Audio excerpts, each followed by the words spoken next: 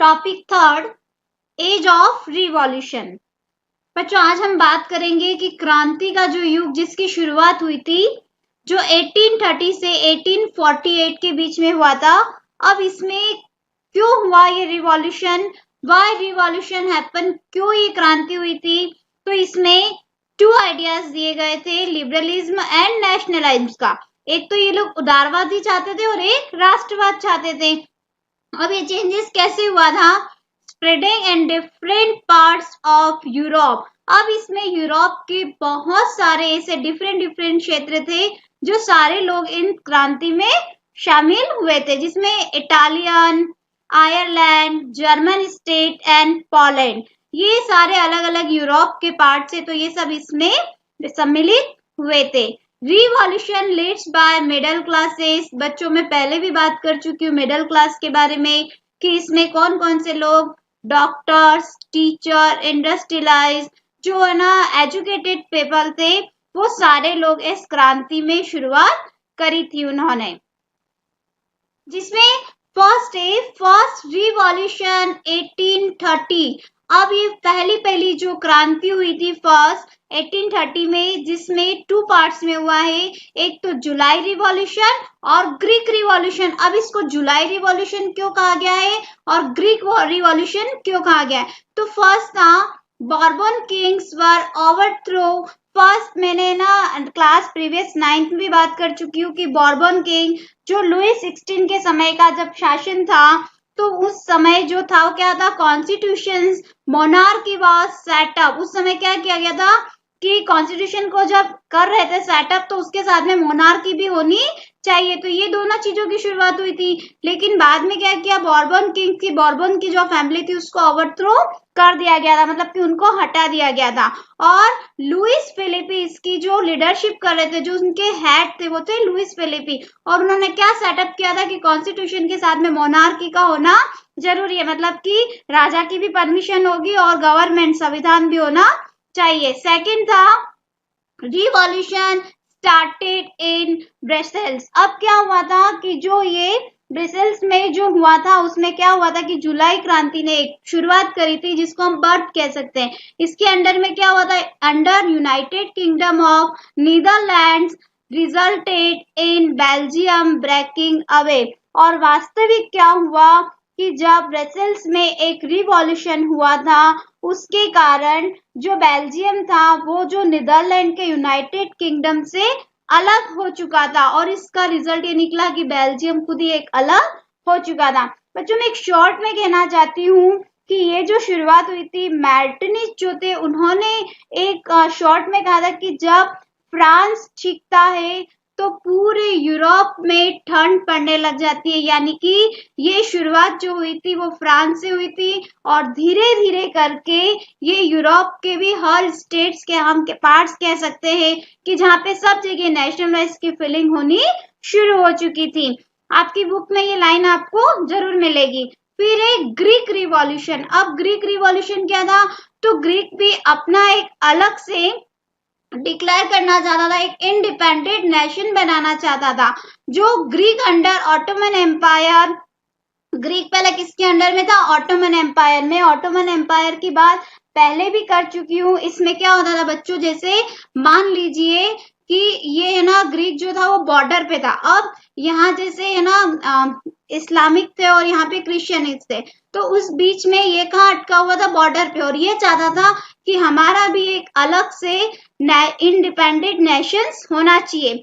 तो इन 1821 get help from western European countries, और बहुत सारी जो पश्चिमी यूरोपियन देश थे उन्होंने इस रिवॉल्यूशन में अपना कॉन्ट्रीब्यूशंस दिया, और इसमें बहुत से जो हेल्प कर रहे थे, ग्रीक्स के जो पोएट्स थे या आर्टिस्ट थे, वो लोग भी ग्रीक रिवॉल्यूशन के लिए हेल्प कर रहे थे, वो अलग से इसको स्टेट देना चाहते थे, तो उसके लिए भी उन्होंने इस चीज की शुरुआत करी थी। फिर एक in 1832 Treaty of Constantinople sign and Greece declare as an independent nation, और वास्तव में 1832 में एक संधि साइन हुई थी।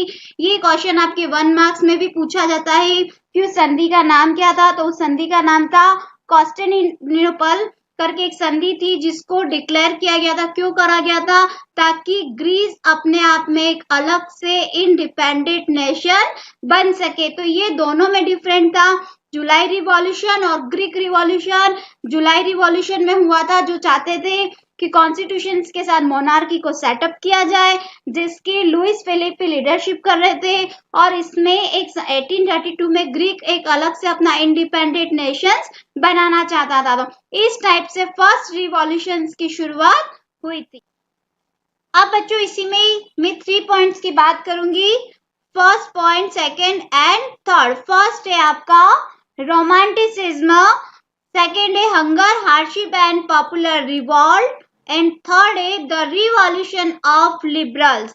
अब बच्चों ये है ना, फर्स्ट हमारा जो पॉइंट है वो सबसे पहली जो मैं बात करने जा रही हूँ आपके सामने, रोमांटिसिज्म। अब क्या होता है इसमें, ये कोई रोमांटिसिज्म कोई है ना मूवीज का लेके है या है ना आराम से हम लोग ऐसे ही है ना एंजॉय वगैरह कर रहे हैं, उस चीज को नहीं है। ये मैं आपके सामने बात करने जा रही हूँ वो है नेशनलाइज्ड की, जो ये लोग एक फीलिंग लाना चाहते थे लोगों के मन में। तो वो क्या था? तो फर्स्ट अब उन्होंने एक नई शुरुआत करी कि हमको भी हमारे राष्ट्र का अगर हमको विकास करना है, उसको डेवलप करना है, तो ये हमारे लिए केवल युद्ध करके जीतना संभव नहीं है, अब कुछ चेंजेस भी होना चाहिए। तो कैसे चेंजेस होगा?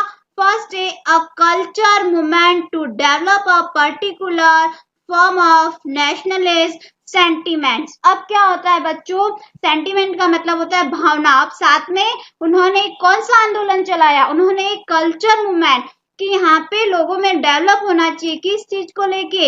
It introduce nationalism through art, music and love, कि लोगों के मन में इस चीज का परिचय दिया कि राष्ट्र के प्रति उनके मन में एक म्यूजिक, एक संगीत होना चाहिए, एक प्रेम होना चाहिए, एक कला की भावना उनमें होनी चाहिए। जैसे मान लीजिए कि हम लोग इंडिया में और हम लोगों को यहाँ पे हमारा जो एक नेशनल सॉन्ग वंदे मातरम है, जिससे है ना सारे लोग इकट्ठे होते हैं, उसको गाते हैं, तो वो लोगों में क्या होती है? एक नेशनल की फीलिंग होती है। ठीक वैसे ही वहां पे कल्चर मूवमेंट को डेवलप करना चाहते थे ताकि वहां के लोगों में इस चीज का इंट्रोड्यूस हो सके कि वो आर्ट, म्यूजिक एंड लव को भी समझने लगे। और जो जर्मन फिलोसोफर थे जिनका नाम है जोहान गॉटफ्रीड करके जो थे, गॉटफ्रीड करके जो थे, try to develop nationalism idea into people by culture activities like folk songs, folk dance, folk poetry। अब वो जो जर्मन के जो दार्शनिक जिसकी हम बात करने जा रहे हैं, जोहान गॉटफ्रीड करके जो थे, गॉटफ्रीड करके जो थे, उन्होंने किस चीज को डेवलपमेंट किया था? पीपल, वो लोगों के मन में कल्चर एक्टिविटी, लोक गीत होना चाहिए उनके मन में, लोक काव्यता होनी चाहिए, लोक नृत्य होना चाहिए, ताकि लोग उस माध्यम से जुड़े रहे। किसमें? क्या कि वो नेशनलाइज की फीलिंग को आगे बढ़ा सके और उसमें बहुत सारे लोग एक साथ इंक्लूड हो सके। तो इस चीज की उन्होंने शुरुआत करी थी। अब इसकी स्टोरी क्या? एंड ऑफ 18th सेंचुरी, वास्तविक देखा जाए तो जो 18वीं शताब्दी में किस चीज का एंड किया गया था कि, और जो ग्रेट पावर्स दे दिया गया था वो क्या था? रशिया, प्रुशिया और ऑस्ट्रिया, इन तीनों को ग्रेट पावर, मतलब हम कह सकते हैं कि जो शक्तियां दी गई थी वो इन तीनों कंट्रीज को दे दी गई थी। दे सेपरेट पोलैंड, अब पोलैंड को वहां से सेपरेट अलग कर दिया गया। And Russia ruled over Prussia, और जो शासन था वो किसके हाथ में जा रहा था? रशिया के हाथ में जाने की शुरुआत हो चुकी थी। कि भले ही कहना चाहते हैं कि पोलैंड अलग हो, दे सेपरेट पोलैंड, कि पोलैंड भले ही वहां पे अलग हो, लेकिन उसमें भी एक जो नेशनल की जो फीलिंग होगी, जो एक पार्ट होगा, उसके अंदर भी इस चीज को होना आवश्यक है। मतलब कि पोलैंड में भी एक इस चीज की भावना होनी चाहिए, किस चीज को लेके? नेशनलाइज की फीलिंग वहां पे भी होनी चाहिए। रशिया रिमूव पॉलिश लैंग्वेज, और क्या किया गया था कि जितनी भी जो है ना लैंग्वेज थी, पॉलिश लैंग्वेज जो थी, वो रशिया ने वहां से रिमूव कर दी गई थी, हटा दी गई थी।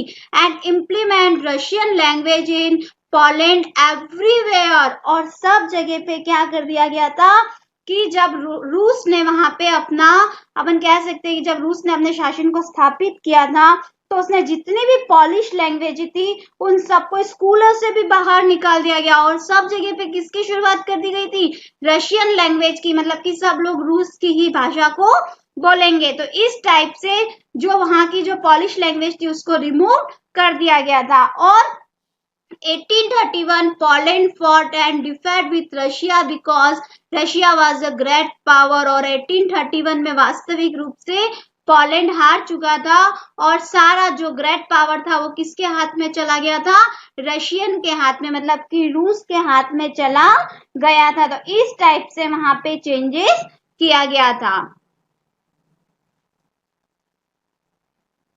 सेकेंड है hunger, hardship and popular revolt. अब क्या हुआ था कि भूख का, कठिनाई का और जो एक लोकप्रिय रिवॉल्ट, जो एक विद्रोह हुआ था। अब इसमें सबसे ज्यादा इंपॉर्टेंट से बच्चों, ये आपके क्वेश्चन 3 मार्क्स में बोर्ड में भी पूछा जाता है, सबसे इंपॉर्टेंट टॉपिक है।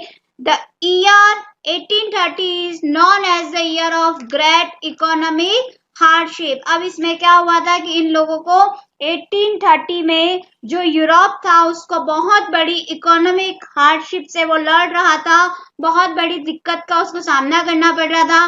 क्यों करना पड़ रहा था, क्योंकि 1830 पॉपुलेशन इंक्रीज, वहां की जो जनसंख्या थी वो ज्यादा से ज्यादा बढ़ चुकी थी। People migrate from rural area to cities for job. और लोग क्या कर रहे थे, गांव से शहर की ओर नौकरी ढूंढने के लिए जाने शुरू हो गए थे।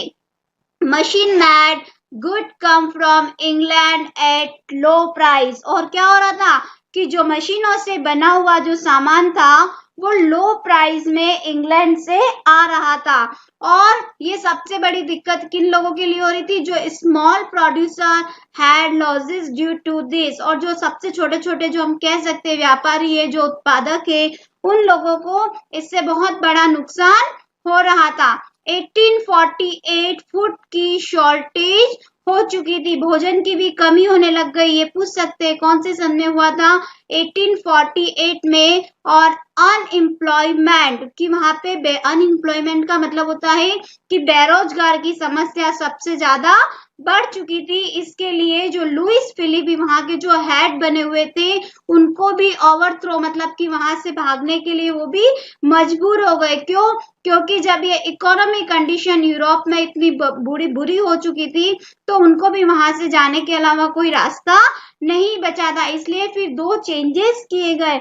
क्या चेंजेस किया गया, राइट टू वोट और right to work. Is a very important कि क्यों चेंजेस किया गया था, ये इसलिए किया गया था चेंजेस की इसमें क्या हुआ था कि एक नेशनल असेंबली बनाना चाहते थे वो, और उसमें जितने भी, जैसे राइट टू वोट में पहले भी आपके सामने बात कर चुकी हूँ कि जो 21 ईयर से जो अबव है वो लोग वोट कर सकते हैं और उन सारे लोगों को एक काम करने के लिए गारंटी दी जा सकती है कि हाँ उन लोगों को राइट टू वोट और राइट टू वर्क करने का राइट्स मिल जाना चाहिए।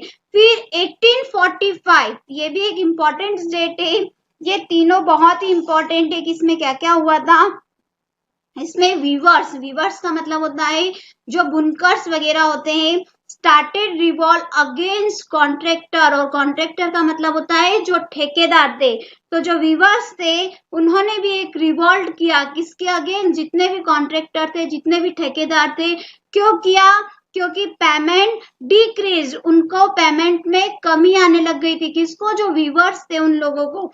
तो 4 जून 1845 large crowd of weavers raised their voice for hike for payment। और वो लोग 4 जून 1845 को एक बहुत बड़ी भीड़ में अपने अपने घरों से बाहर निकल गए और उन्होंने जितनी भी उनकी डिमांड थी कि वो लोग चाहते थे कि हम लोगों को पेमेंट बढ़ाया जाए, और सारे लोग घर से बाहर निकल गए, एक साथ ग्रुप में निकल गए, बहुत सारे गोदाम को तोड़ दिया उन्होंने। जैसे कह सकते हैं कि एक जब हड़ताल होती है या तोड़फोड़ होती है तो उस टाइप से वो भीड़ में निकल गए और उन्होंने ठेकेदार जितने भी कॉन्ट्रैक्टर थे उन सबको वहां से भागने के लिए मजबूर कर दिया कि या तो आप हमारी मांगों को मानो वरना आप लोग यहाँ से चले जाओ। और लास्ट में फिर क्या हो जाता है कि बहुत सारे, ये जब वीवर्स रिवॉल्ट कर रहे थे तो उसमें 11 जो वीवर्स थे उन लोगों को गोली लग दी जाती है।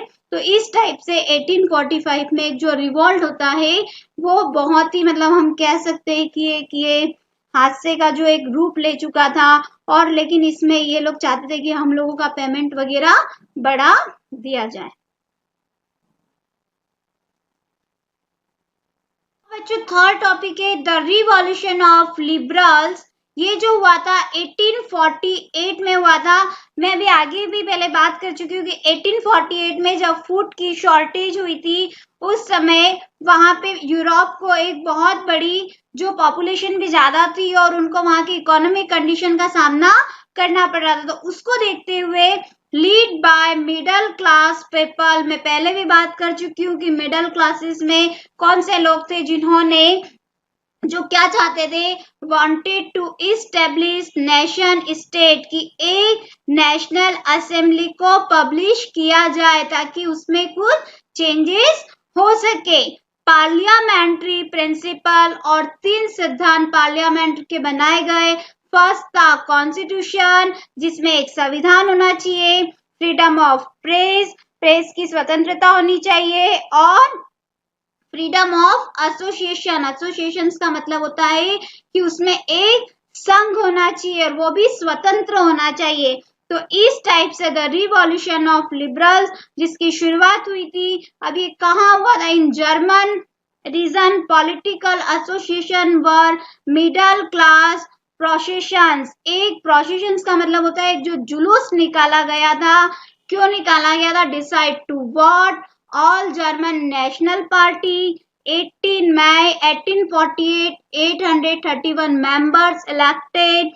Parliament become dominatory. The middle class workers and artisans demanded not fulfilled. बच्चों ये कहाँ हुआ था, ये आपकी बुक में भी इमेज दे रखी है एज अ वेरी इंपॉर्टेंट, जिसको सेंट पॉल चर्च के नाम से जाना जाता है।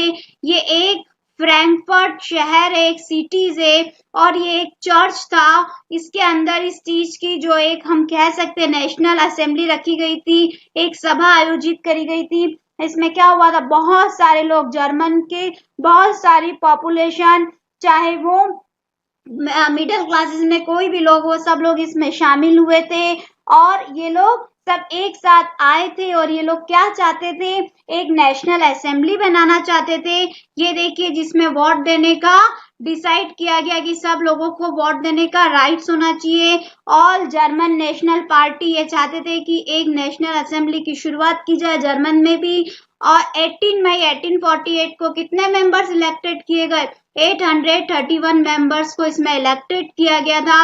मिडिल क्लासेस के लोग इसमें शामिल हुए थे और एक जो हम कह सकते हैं कि एक जो जुलूस निकाला गया था, मार्च में इसकी शुरुआत हुई थी और ये लोग एक नए नेशनल असेंबली को लाना चाहते थे। लेकिन वर्कर्स एंड आर्टिशंस जो थे उनकी डिमांड कुछ और थी, वो लोग इस चीज से सेटिस्फाइड नहीं हो पा रहे थे। क्यों नहीं हो रहे थे, उन्होंने उनकी मांग का विरोध किया था। क्यों किया उन्होंने विरोध, क्योंकि वो चाहते थे कि अगर ये ऐसा कुछ हुआ तो क्या होगा कि लास्ट में जितने भी जो सैनिक वगैरह है, अगर उन लोगों को बुलाया और वो लोग विधानसभा को भंग करने के लिए मजबूर कर रहे थे, यहाँ पे जो एक पार्लियामेंट्री बनी थी उसको वो लोग भंग करना चाह रहे थे। क्यों भंग करना चाह रहे थे, क्योंकि उनकी डिमांड कुछ और थी। वो लोग चाहते थे अगर हम लोगों को इस चीज में आगे नहीं शामिल होने दिया, उन लोगों की डिमांड ये थी कि चेंजेस चाह रहे थे वो, serfdom and bonded labour was abolished. मैं पहले भी बात कर चुकी हूँ, जो सीधे साधे जो किसान वगैरह थे,